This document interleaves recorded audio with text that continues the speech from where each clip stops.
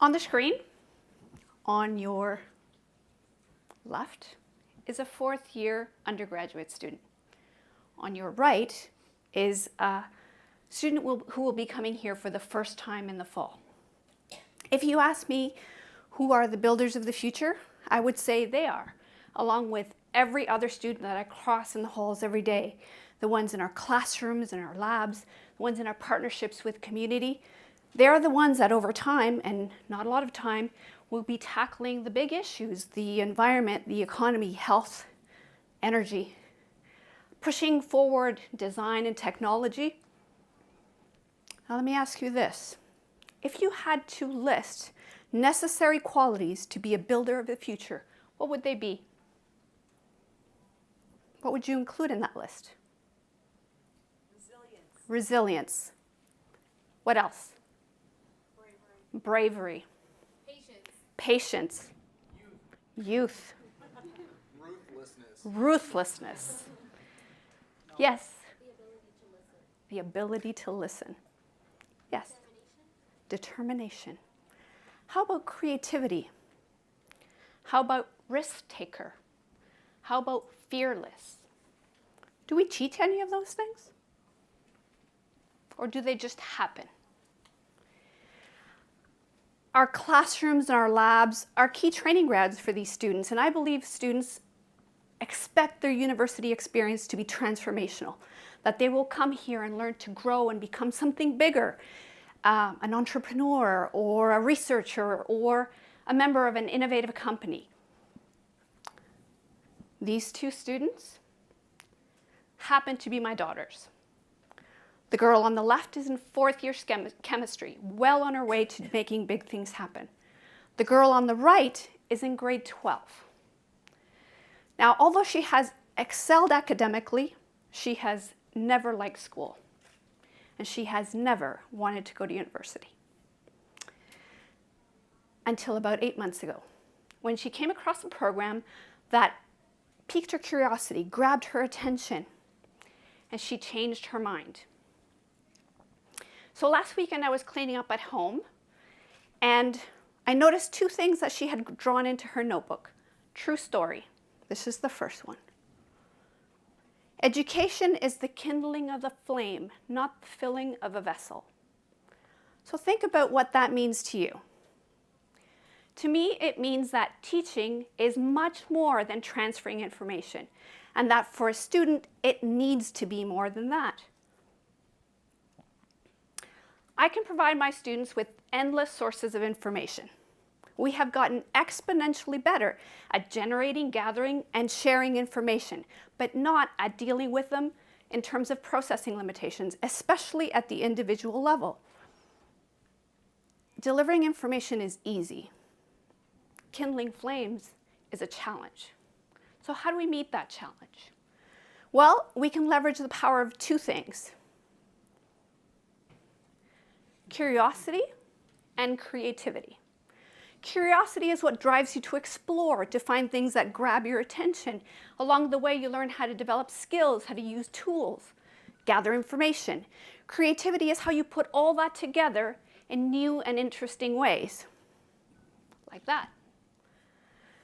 When we're kids, we exercise curiosity and creativity all the time. Are they important beyond childhood? Absolutely. Research and entrepreneurship that will move us into the future will demand curiosity and creativity. Innovative companies list among their key competencies at the individual level creativity, curiosity, and imagination. So why wasn't I as creative as that with my makeup this morning?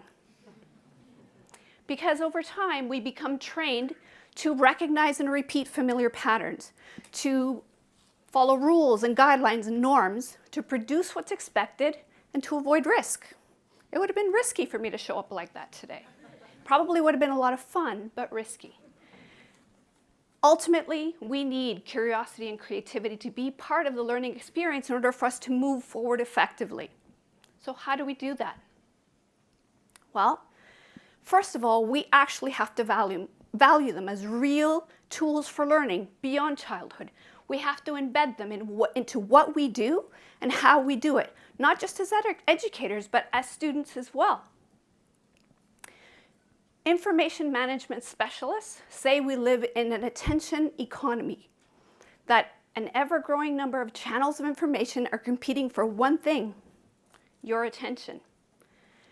More than ever, we have to work harder at getting and keeping students' attention. As educators, I believe we really need to think about how to make time. Exercising curiosity, exploring, and processing information takes time, and none of us have enough of it, really. We have to value both successes and failures. The best lessons I ever learned started off as really big mistakes. We have to make the learning experience fun. And by fun, I don't mean easy. I mean one that your students want to be part of and take part in. The second thing that caught my attention in Krista's notebook was this: if it doesn't challenge you, it won't change you. Students want and need to be challenged in order to grow.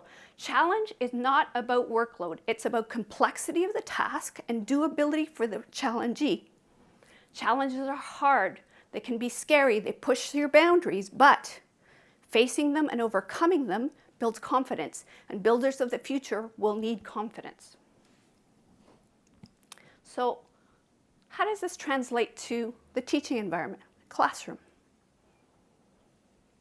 So I teach a second-year course. It's a lab course in plant anatomy.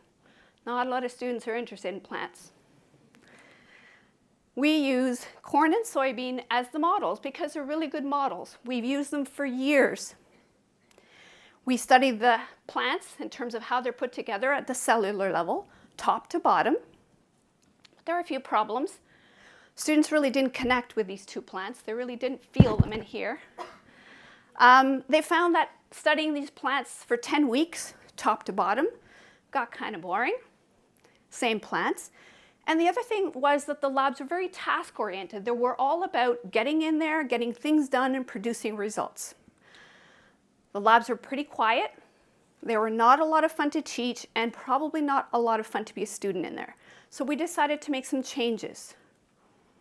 We traded up those corn and soybean plants for plants that have some visual interest, interesting shapes or colors, things that had unusual textures on the outside automatically provoke questions. Plants that had unusual leaf arrangements and things that didn't even look like leaves but were leaves. These sorts of things worked at getting their attention. They were excited about what they were going to do before they even did anything. They just came in and looked at the plants and were excited about it. We also dedicate time up front for skills development. So learning how to cut plant material, how to stain it, how to use the microscope as a tool to explore the world without any assessment attached. It's just fun. So the students are then asked to look into the microscopes and explore the world in there. And they'll see things like this. They'll see that the sectioning that they've learned to do will reveal really interesting patterns of how tissues are laid out inside a stem. They will see that the staining they have learned to do reveals beautiful colors that are nice to look at, but also reveal really important things about structural tissues that are blue, flexible tissues that are pink, or photosynthetic tissues that always tend to sort of cluster toward the outside. We encourage them to explore, to pay attention to what they're doing, and look really deep, because you can see prismatic crystals or these glossy starch grains that are deep down inside the tissue. You can only see those if you really take time to sort of seek out what's there. So the labs no longer focus on producing results. They focus on exploring and really paying attention to what's there. Students get so caught up in doing this that they forget they actually have to do some work. So we have a set of questions designed to get them beyond the visual. They are encouraged to think about how things are put together in the third dimension. And they have to do this in groups. So they have to learn how to not only think critically about what they're seeing, but think critically about what other people are saying, because they have to submit one set of results together. A few weeks into the term, we challenge them. We say, you've learned how to do this, you've learned how to skills and how to use a microscope. Now we'd like you to do it on your own with a brand new specimen that you've never seen before. It's a challenge. They live up to it pretty well, but we put in an additional twist. This twist is designed to get them to exercise creativity. Creativity in a science lab, it works. So what we tell them is, use what you've learned about plant anatomy and apply it to anything that interests you. So the first thing is, how do I do that?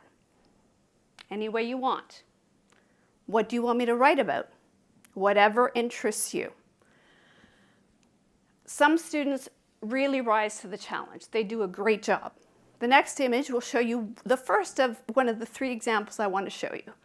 So this student said that the color in stained glass results from chemical reactions just like the staining of plant tissues.